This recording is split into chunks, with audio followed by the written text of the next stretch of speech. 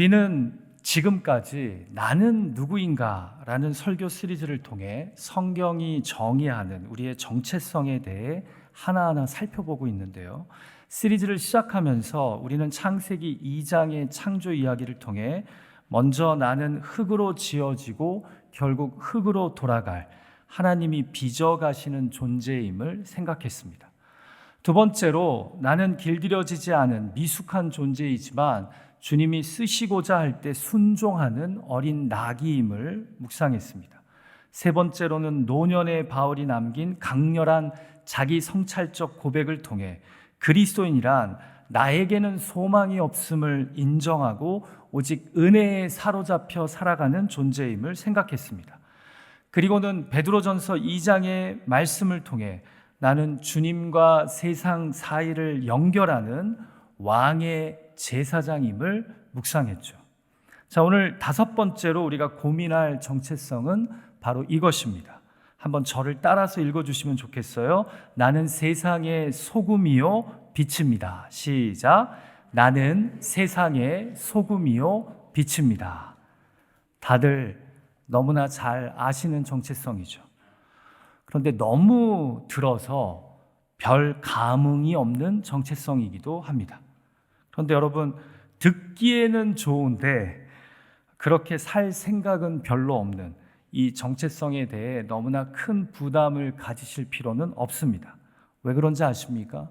이 정체성은 그냥 예수님을 관람하며 쫓아다니는 팬들이 아니라 예수님을 자신의 구원자와 주인으로 진정 믿고 따르려는 제자들에게 주신 정체성이기 때문입니다.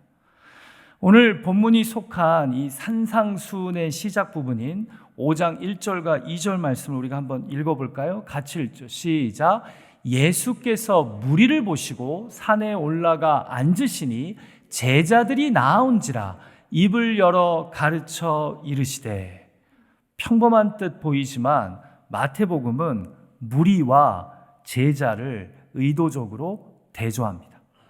여러분, 무리는요 아직 호기심에 이끌리는 이들이지만 제자들은 호기심을 넘어 예수님으로 인해 삶의 방향을 바꾸려는 이들입니다. 그런데 오늘 본문이 포함된 마태복음 5장에서 7장의 산상수훈은요 호기심에 따라오는 무리들을 위해 선포된 말씀이 아니라 예수님으로 인해 삶의 방향을 바꾸려는 제자들을 향해 선포된 말씀이라는 점입니다.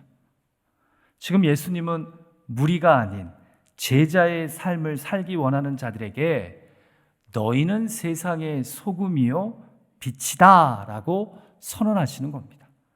그래서 예수님의 가르침을 구경하는 무리들에게는 이 선언이 별 감흥도 도전도 없을 수 있습니다. 그러나 제자가 되기를 원하는 자들에게는 매우 중요한 정체성이라는 거죠. 갑자기 오래전에 들었던 유머가 생각나는데요. 별로 재미없더라도 좀 웃어주시면 감사하겠습니다. 어느 날 사춘기를 지나는 꼬마 감자가 엄마 감자에게 자신의 정체성이 궁금해서 이런 질문을 했답니다. 엄마, 나 감자 맞지? 그러자 엄마 감자가 당근이지 라고 대답했답니다. 그 길로 꼬마 감자가 가출했답니다. 엄마 감자가 자신을 보고 당근이라고 말해서 정체성의 혼란을 느꼈기 때문입니다.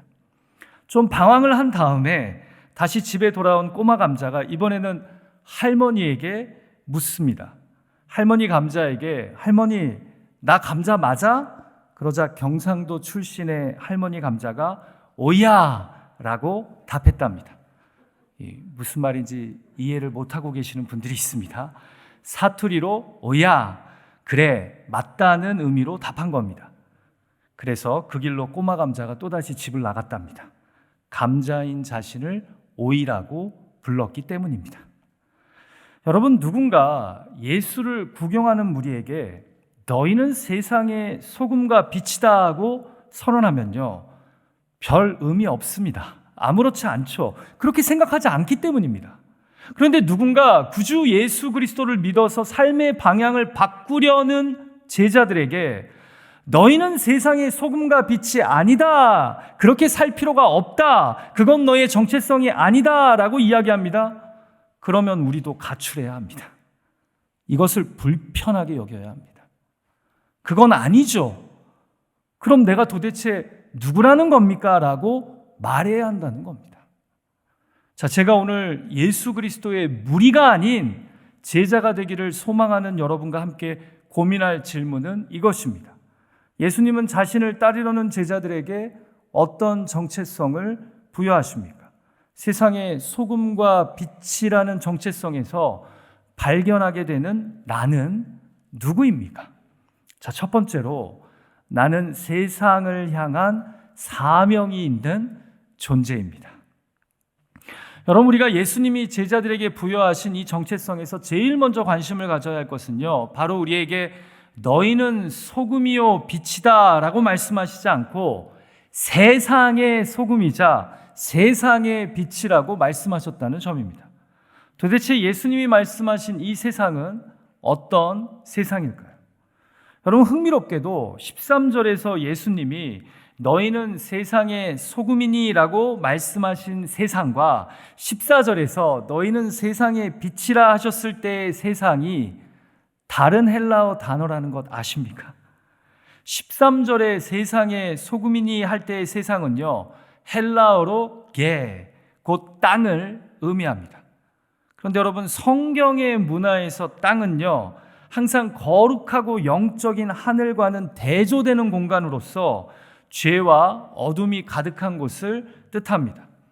그래서 사실 예수님의 이 선언은 유대인들에게는 좀 불편하고 낯선 말씀이었을 겁니다. 왜냐하면 유대인들에게 이 땅이란 선택받은 하나님의 민족으로서 자기들의 정체성과 대립되는 곳, 곧 경계하고 극복해야 하는 곳이기 때문입니다.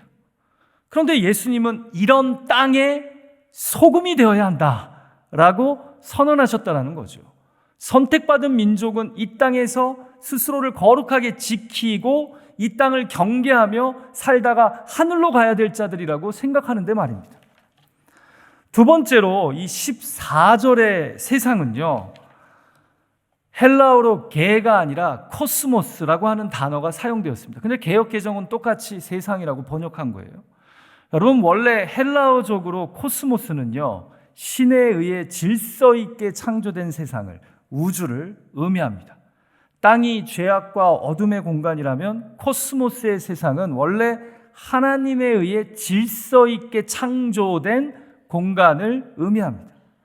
그러니까 지금 예수님은 제자들에게 너희는 이 혼란한 세상 가운데 하나님이 원래 창조하신 세계의 질서를 보여주는 빛이 되어야 한다라고 말씀한다는 거죠. 이해가 되시나요? 자, 그러니까 13절과 14절에 세상의 소금이요 빛이다 하는 말씀을 직역하면 이런 뜻이겠죠. 너희는 이 땅의 소금이요 이 세계의 빛이다.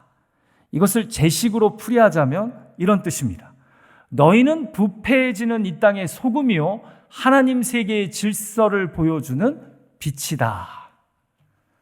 한마디로 소금과 빛된 예수 제자의 삶은요, 이 땅, 이 세상을 떠나서는 설명되기 어렵다는 겁니다.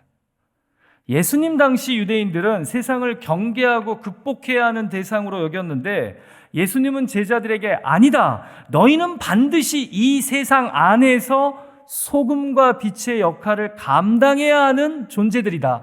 제자들이다. 라고 선언하시는 겁니다. 이 세상과 동떨어져서는 제자의 삶을 감당할 수 있다는 거예요? 없다는 거예요? 없다는 겁니다. 여러분, 그런데 지난 수십 년 동안 안타깝지만 우리 교회가 얼마나 예수님 시대 유대인들처럼 교회 안과 교회 밖을 구분하여 세상에서 소금과 빛의 역할을 감당해야 하는 정체성을 상실해 버렸습니까? 그래서 안타깝게도 세상을 잃어버리지 않았습니까? 아이러니하게도 세상이 죄악된 곳이라고 터부시하고 멀리하면서 오히려 세상을 아예 포기하지 않았냐는 겁니다. 그래서 교회 안에서의 모습과 세상에서의 모습이 오히려 당연하게 이분화된 그런 삶을 교회가 유도하고 있지는 않았냐라는 겁니다. 여러분, 한국 교회는요 7, 80년대 기하급수적인 수적 성장을 경험했습니다. 그러면서 예수 그리스도의 제자가 포기하지 않고 붙잡아야 할 세상을, 이 땅을 소금과 빛으로 부패를 막고 하나님 세계의 질서를 보여줘야 할 이 세상을 서서히 터부시했습니다. 그래서 어떤 일이 벌어졌습니까? 조심스러운 이야기지만 1990년대 초에 황당하게 무너졌던 상품 백화점의 사주가 개신교의 재직이었습니다. 안전하고 튼튼한 건물을 짓기보다 뇌물을 줘서 건물을 빨리 짓고 위험한 건물에서 돈을 하루라도 더 많이 벌려고 한 연약한 그리스도인의 욕심이 그곳에 있었던 겁니다. 1990년대 말 한국 사회에 회자되었던 옷 로비 사건의 주역들도 다 제자 훈련을 받았던 한국 교회의 성도들이었습니다. 그래서 어떤 목사님은 그 사건 이후에 우리가 성도들을 잘못 훈련시켰다고 회개하지 않았습니까? 굳이 멀리 갈 필요 있을까요? 이민교회 역시 교회 안에서는 열심과 헌신이 있지만 세상에서는 안타깝게도 손가락질 받는 적지 않은 무리들을 이민교회가 양성하지 않았습니까? 목회자들은 말할 것도 없고요. 개인적으로 요 근래에 저에게 가장 충격적인 사건을 꼽으라면 작년 1월에도 설교했지만 한국 사회를 들끓게 했던 정인이 사건입니다. 입양한 아이를 말로 설명하기 괴로울 정도로 폭행해서 죽게 방치한 양부모가 소위 어렸을 때부터 모태 신앙으로 신앙생활한 그리스도인 부모였다라는 점이죠. 세상과 분리된, 세상을 저버린 그리스도인들을 양성하다 보니 소금과 빛이라는 정체성도 잃어버린 겁니다. 이 모든 이야기가 단순히 지각 없는 일부 그리스도인들만의 이야기라고 할 수 있을까요?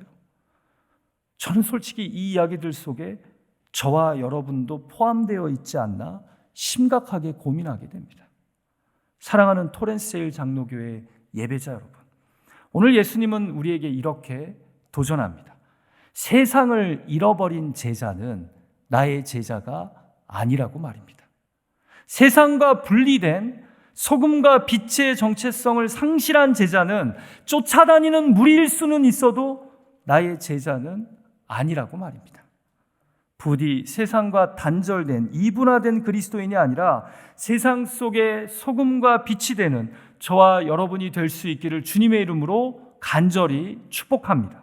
부디 이민사회 속에서 여러분의 일터와 관계 속에서 제자의 부르심을 심각하게 고민하며 살아가는 저와 여러분이 되기를 간절히 소망합니다. 자, 두 번째로 세상의 소금과 빛이라는 정체성에서 발견하게 되는 나는 누구입니까? 나는 신앙을 지키는 자가 아니라 보여주는 존재입니다. 자, 이제 너희는 세상의 소금과 빛이라는 이 정체성에 대해 좀 생각해 봤으면 좋겠는데요. 여러분, 소금과 빛이 상징하는 것이 무엇일까요? 일단 이들에게는 존재론적인 특징이 있는데요. 소금은 소금 맛을 내는 존재이고 빛은 빛을 발하는 존재라는 점입니다. 제 맛을 내고 제 빛을 발해야 소금이요 빛이라는 거죠. 그래서 예수님은 오늘 본문에서 소금이 소금 맛을 내지 않으면 무슨 의미가 있고 빛이 빛을 내지 않으면 쓸데가 없다고 말씀합니다. 같이 본문 13절과 14절 말씀 읽어볼까요? 시작.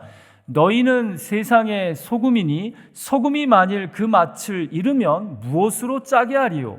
너희는 세상의 빛이라 산 위에 있는 동네가 숨겨지지 못할 것이요. 한마디로 소금의 소금됨은 맛을 내는 거에 있고 빛의 빛됨은 빛을 발함에 있다는 겁니다. 이것을 제식으로 설명드리자면 우리는 이 세상에 하나님을 증명하는 자가 아니라 보여주는 자라는 거죠. 소금이 나는 소금입니다. 제발 믿어주세요 할 필요가 없이 세상에서 소금 맛을 내면 되고 빛이 저 정말 세상의 빛 맞습니다. 좀 확실하다니까요. 믿어주세요 할 필요 없이 그냥 빛을 내면 빛이라는 겁니다. 예수 그리스도의 제자는 자신의 존재감을 설명하는 자가 아니라 보여주는 자라는 거죠. 예수 그리스도의 제자됨은 하나님의 맛과 빛을 세상에 내므로써 자연스럽게 드러나는 겁니다. 그래서 본문 15절에서 예수님은 이런 말씀까지 하십니다. 같이 읽을까요? 시작. 사람이 등불을 켜서 말 아래에 두지 아니하고 등경 위에 두나니 이러므로 집안 모든 사람에게 비치느니라. 여러분, 여기서 말이란 등불을 끄는 대박을 의미합니다. 그러니까 누가 등불을 켜서 말 아래, 곧 대박으로 덮어두는 사람이 있냐는 겁니다. 그러니까 등불을 켰다가 누가 바로 끄냐는 거죠. 등불을 켰던 것은 빛을 발하라고 킨 건데 말입니다. 그러니까 등불을 켜는 이유는 등경 위에 두어서 최대한 넓게 빛을 밝혀서 모든 집안 사람들을 비추기 위함이죠. 이처럼 빛은 그 빛을 발함에 존재 목적이 있다는 겁니다. 여러분, 저는 이 말씀이 이렇게 적용됩니다. 예수 그리스도의 무리가 아니라 제자는 신앙을 지키고 사수하기만 하는 자가 아니라 보여주는 자라는 겁니다. 여러분, 아멘이십니까? 여러분, 소금은 모양이 아니라 맛을 유지하는 것이 본분입니다. 빛은 말 아래 두어 꺼지기 위해 존재하는 것이 아니라 등경 위에 놓여서 빛을 발하기 위해 존재합니다. 그런데 우리는 소금 맛을 내고 빛을 비추는 것에 집중하기보다 내 신앙을 설명하고 지키는 것에 더 애씁니다.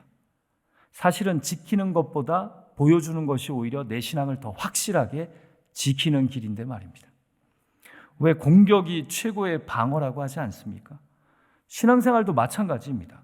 어쩌면 우리의 신앙생활이 계속해서 절벽에서 끈 하나 붙잡고 있는 것처럼 아슬아슬한 이유는 신앙을 가까스로 지키려고만 하지 맛을 내고 빛을 발하는 삶에 소홀하기 때문은 아닐까요?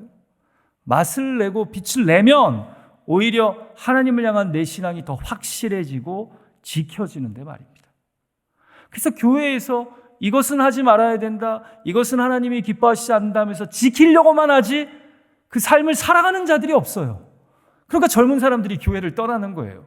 왜냐하면 교회에 있는 기성세대들을 보면 꽉 막혀 있고 율법적이고 지키려고만 하지 아무도 신앙이 무엇인지를 보여주는 사람들이 별로 없기 때문입니다. 그래서 여러분, 사람들이요, 교회의 신앙을 자꾸 지키려고 나옵니다.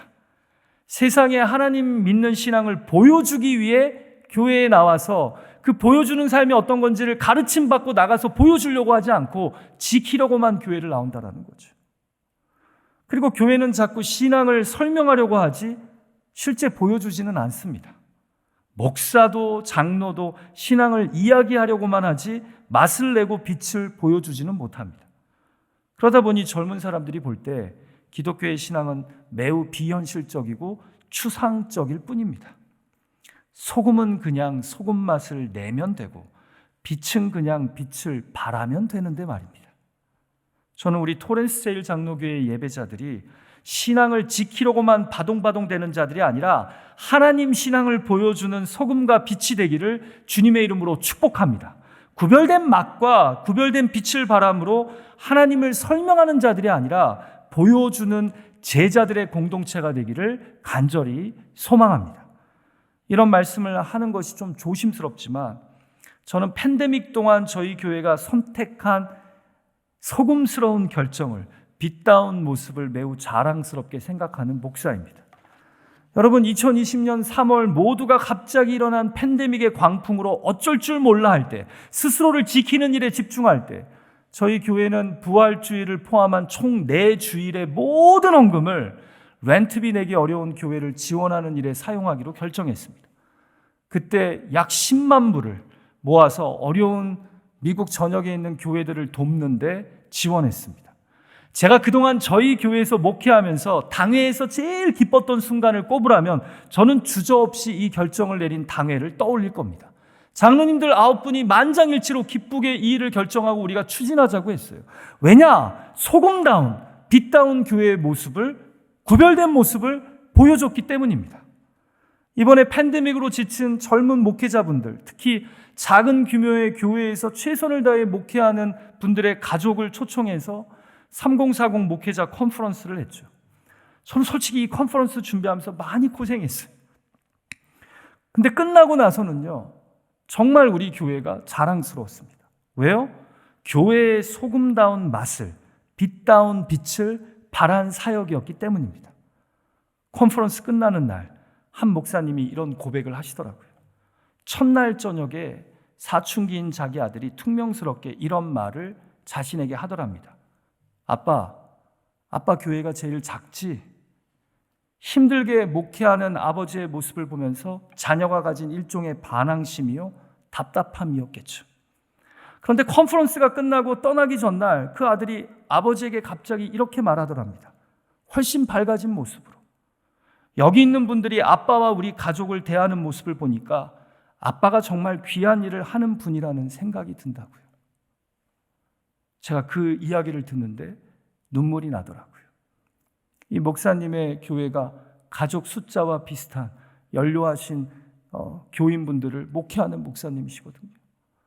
아들의 눈에 봤을 때 아버지가 참 별 볼 일 없는 일을 하고 있구나라고 느꼈는데, 컨퍼런스에 참석해서 우리 교회 교인들이 목사님들 가족을 섬기는 모습 속에 이 아들이 우리 아빠가 꽤 괜찮은 일을 하기 때문에 이분들이 이렇게 귀하게 섬기고 대접하는구나 라는 마음을 가졌다는 거죠. 사랑하는 예배자 여러분, 저는 우리 교회가 세상의 빛과 소금이 되는 교회가 되기를 주님의 이름으로 축복합니다. 이 세상에서 구별된 소금 맛과 빛을 발하는 성도들의 공동체가 되었으면 합니다. 남들은 다 자기만을 생각할 때 이웃을 생각하고, 남들이 다 자기 일에만 함몰되어 있을 때 이웃의 눈물을 닦아줄 수 있는 소금과 빛의 교회가 되었으면 합니다. 여러분, 주 2세기 테르툴리아누스가 쓴 이방인들에게라는 책을 보면요, 당시 로마 제국의 사람들이 그리스도인들을 부른 별명이 나오는데요, 그 별명이 뭔지 아십니까? 제3의 종족, 직역하면 The Third Race라고 불렀다라고 해요. 무슨 말입니까? 로마 제국 내에서 이 그리스도인들이 자신들이 볼 때 제3의 종족, 외계인들처럼 행동한다라는 거예요. 당시 로마 제국의 문화는 딱 두 개예요. 이방인 아니면 유대인들. 로마인들의 관점에서 봤을 때는 로마인 아니면 다른 헬라인들이죠. 근데 그리스도인들을 보니까 제3의 종족처럼 말하고 생각하고 행동한다라는 거예요. 왜냐? 당시 사람들의 라이프 스타일과는 너무나 다른 방식을, 당시 사람들이 일반적이라고 생각하는 것과는 다른 방식의 삶을 선택하고 그들이 살았기 때문입니다. 그렇습니다. 우리는 세상에 소금 맛을 내는 이들이지 소금 맛을 이야기하는 자들이 아닙니다. 우리는 세상에 그리스도의 빛을 발하는 자들이지 저 빛이에요, 좀 믿어주세요 하는 자들이 아닙니다. 부디 신앙을 지키려고만 하는 자들이 아니라 하나님 신앙을 보여주는 소금과 빛이 되기를 주님의 이름으로 축복합니다. 하나님을 증명하려고만 하지 않고 하나님을 이 세상에 보여주는 세상의 소금과 빛이 될 수 있기를 간절히 소망합니다. 자, 마지막 세 번째로 소금과 빛이라는 정체성에서 발견하게 되는 나는 누구입니까? 나는 내가 아닌 하나님의 영광을 나타내는 존재입니다. 자, 오늘 본문 마지막 16절에서 예수님은 왜 당신의 제자들이 이 세상에서 소금과 빛의 삶을 살아야 하는지 그 궁극적인 이유를 설명하시는데요. 같이 마지막 16절 말씀 읽을까요? 시작. 이같이 너희 빛이 사람 앞에 비치게 하여 그들로 너희 착한 행실을 보고 하늘에 계신 너희 아버지께 영광을 돌리게 하라. 자, 먼저 중요한 것은 소금은 소금 맛을, 빛은 빛을 바람으로 누구에게 영광을 돌려야 된다라고요? 하나님께 영광을 돌려야 돼요. 근데 먼저 이 소금 맛과 빛을 누구 앞에서 드러내랍니까? 사람들 앞에서 내랍니다. 왜요? 그래야 그들로 우리의 소금 맛과 빛바람을 경험하게 함으로써 우리의 하나님 아버지, 하늘에 계신 아버지께 그들이 영광을 돌리게 되기 때문입니다. 그러니까 결국 세상의 소금과 빛이라는 이 정체성의 궁극적인 목적은 뭐예요? 내가 영광을 받는 게 아니라 하늘 아버지께서 사람들 앞에서 영광을 받는 것이라는 거죠. 이게 예수의 무리가 아닌 예수의 제자들이 소금과 빛의 정체성으로 살아야 되는 궁극적인 이유라는 겁니다. 김동문 선교사님이 쓰신 오감으로 성경 읽기라는 책에 보면요, 오늘 본문을 예수님 시대 당시에 사용된 이 등잔 사진을 보여주며 흥미롭게 설명하는데요. 저자는 예수님 당시 사용된 등잔을 보여주면서 일단 그 시대 등잔은 손잡이가 없고 또 등장 밑이 어둡다는 우리 속담처럼 이 예수님 당시 등잔은 뒤가 무척 어두웠다고 합니다. 그래서 앞을 비추기는 하지만 앞도 멀리 비추지는 못하고 이 등잔 뒤에 있는 불을 붙인 사람은 보이지도 않는데요. 그저 발치 주변만 밝혀줄 뿐이라는 거죠. 그러면서 이 저자가 이런 이야기를 합니다. 등불로 빛을 비추려면 그 등잔을 들고 있는 사람은 전혀 보이지 않을 것입니다. 세상에 빛이 된다는 것은 세상을 밝힌다는 것이지 빛을 들고 있는 내 자신이 밝아진다는 뜻은 아닙니다. 소금도 음식에 맛을 내면서 자신을 감추듯이 빛도 다른 존재를 드러내주면서 자신을 감추는 것으로 이해해야 합니다. 참 맞는 말이죠. 그런데 여러분, 오늘날의 교회는요, 이상하게 빛 대신 하나님을 이 세상에 드러내라고 이야기하기보다 하나님을 믿어서 내 인생이 빛을 받고 내 인생의 빛을 세상에 떨치라고 이야기하지 않습니까? 아니, 교회가 그렇게 이야기하지 않더라도 소위 믿는다고 하는 우리는 예수 믿어서 내 빛을, 내 영광을 드러내는 것에 더 집중하고 있지는 않습니까? 그런데 예수님은 아니랍니다. 너는 세상의 빛으로서 하늘에 계신 아버지께 영광을 돌려야 한답니다. 이것이 나를 따르는 제자의 삶이랍니다.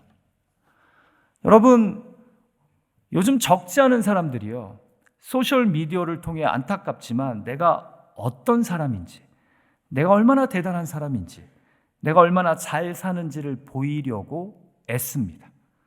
그래서 페북이나 인스타에서 얼마나 노력을 합니까?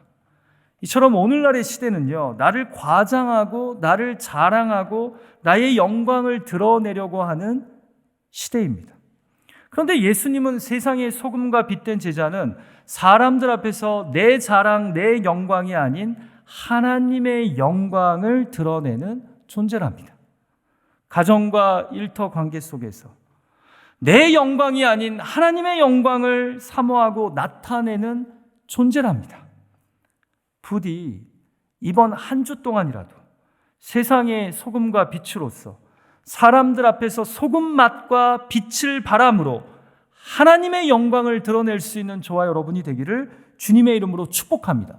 소소한 일이든 뭐 좀 비중 있는 일이든 남이 알아주든 몰라주든 가정과 일터 관계 속에서 나의 영광을 드러내고 나를 자랑하기보다 나에게 독생자 예수 그리스도를 통해 놀라운 구원의 은혜를 베푸시고 보이게 보이지 않게 지금도 내 삶을 은혜로 이끄시는 그 하나님의 영광을 드러낼 수 있는 예수 그리스도의 제자들이 되시기를 간절히 소망합니다.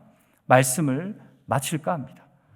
저는 어느덧 우리가 별 감흥도 없이 듣고 있는 너희는 세상의 소금과 빛이라는 예수 제자의 정체성을 다시 붙잡아야 한다고, 다시 그 정체성에 귀를 기울여야 한다고 확신합니다. 여러분, 교회 역사를 보면 부흥의 시기가 있었고 쇠락의 시기가 있었습니다. 어느 누구도 오늘날의 교회가 쇠락의 시기를 걷고 있다는 것을 부인하는 사람은 없을 거예요. 앞으로 많은 교회들이 문을 닫게 될 것이고요. 그리고 참으로 주님을 믿고 붙잡는 알갱이들은 살아남겠지만 쭉정이들은 다 떠나게 될 것입니다. 근데 이 쇠락의 시기에 정말 우리에게 필요한 게 뭔지 아십니까? 바로 너희는 세상의 소금과 빛이라는 정체성인 줄 믿습니다. 그래서 쇠락하더라도 아름답고 품위 있게 쇠락해야 돼요. 그럴 때 하나님이 다시 부흥의 시기를 우리에게 허락해 주실 줄 믿습니다. 그래서 교회는 이 정체성을 다시 붙잡고 다시 사모해야 된다는 거죠. 여러분, 잊지 마십시오. 우리는 세상을 향해 사명이 있는 존재들입니다. 우리는 신앙을 지키는 자가 아니라 보여주는 소금과 빛입니다. 우리는 사람들 앞에서 더 이상 나의 영광, 나의 복, 나의 자랑이 아닌 하나님의 영광을 드러내야 하는 존재입니다. 부디 우리 토렌스 제일 장로교회가 무리가 아닌 제자들의 공동체가 되기를 주님의 이름으로 축복합니다. 그렇게 하나님의 살아계심을, 하나님의 영광을 드러내는 제자들이 되기를 간절히 소망합니다. 같이 기도하죠.